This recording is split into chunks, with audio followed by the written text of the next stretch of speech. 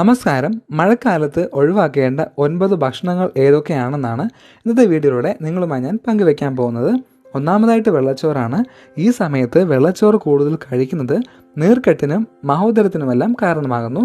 നീർക്കെട്ട്, പ്രതിരോധ ശേഷിക്കുറവ്, ദഹനക്കുറവ് എന്നീ പ്രശ്നങ്ങൾ മഴക്കാലത്ത് കൂടുതലായിരിക്കും.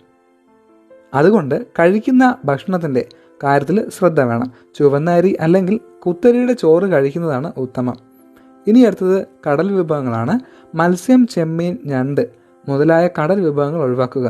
മഴക്കാലം ഇവയുടെ പ്രജനന കാലമായതിനാൽ ശുദ്ധമായ കടൽ മത്സ്യങ്ങൾ വളരെ കുറവായിരിക്കും. ഇവ ഈ സമയം കഴിക്കുന്നത് വയറിലെ അണുബാധയ്ക്കും ഭക്ഷ്യവിഷബാധയ്ക്കും കാരണമാണ്. ഇനി അടുത്തത് ചുവന്ന മാംസമാണ്. ദഹിക്കാൻ പ്രയാസമുള്ള മാംസമാണ് ചുവന്ന മാംസത്തിൽപ്പെടുന്ന ബീഫ്, മട്ടൻ മുതലായവ. ഇവ ഈ കാലാവസ്ഥയിൽ കഴിക്കുന്നത് ഒഴിവാക്കുക. ഇനി നിങ്ങൾക്ക് കഴിക്കണമെന്ന് നിർബന്ധമാണെങ്കിൽ അത് സൂപ്പാക്കി കഴിക്കുക.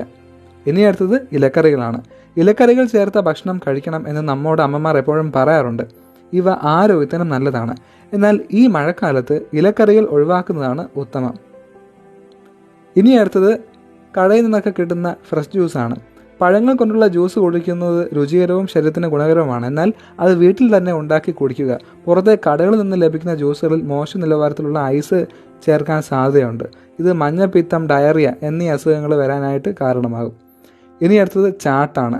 നല്ല ചൂടുള്ള സമൂസ, ചാട്ടും ബെൽ പൂരിയുമെല്ലാം ഈ തണുത്ത കാലാവസ്ഥയിൽ കഴിക്കുവാൻ നമുക്ക് എല്ലാവർക്കും ഇഷ്ടമാണ്. പക്ഷേ ഈ സമയത്ത് ഇത്തരം തെരുവ് ഭക്ഷണങ്ങൾ കഴിക്കുന്നത് ഉത്തമമല്ല.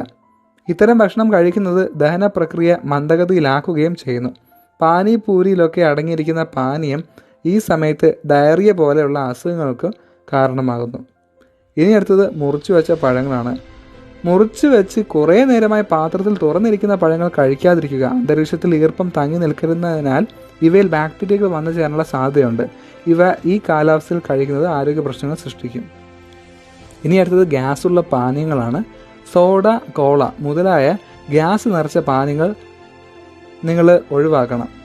ഈ കാലാവസ്ഥയിൽ ദുർബലമായിരിക്കുന്ന ദഹനേന്ദ്രിയങ്ങളുടെ പ്രവർത്തനം ഈ പാനീയങ്ങൾ കുടിക്കുന്നതിലൂടെ ഒന്നുകൂടി ദുർബലമാവുന്നു. അതുകൊണ്ട് ഒരു കുപ്പിയിൽ വെള്ളമോ നാരങ്ങ വെള്ളമോ നിറച്ച് അത് കുടിക്കുക. അതല്ലെങ്കിൽ ചെറു ചൂടുള്ള ഇഞ്ചിനീര് ചേർത്ത ചായ കുടിക്കുക. ഇനി അടുത്തത് കട്ടി കൂടിയ എണ്ണകളാണ്. കട്ടി കൂടിയ കടുകെണ്ണ, എള്ളെണ്ണ എന്നിവ ഈ മഴക്കാലത്ത് ഉപയോഗിച്ചാൽ അത് ശരീരത്തിൽ അണുബാധ ഏൽക്കാനുള്ള സാധ്യത വർദ്ധിപ്പിക്കുന്നു. നിങ്ങൾക്ക് ഈ വീഡിയോ ഇഷ്ടമായെങ്കിൽ ലൈക്ക് ചെയ്യുക, ഷെയർ ചെയ്യുക, കമൻറ്റ് ചെയ്യുക, സബ്സ്ക്രൈബ് ചെയ്യുക. ബൈ.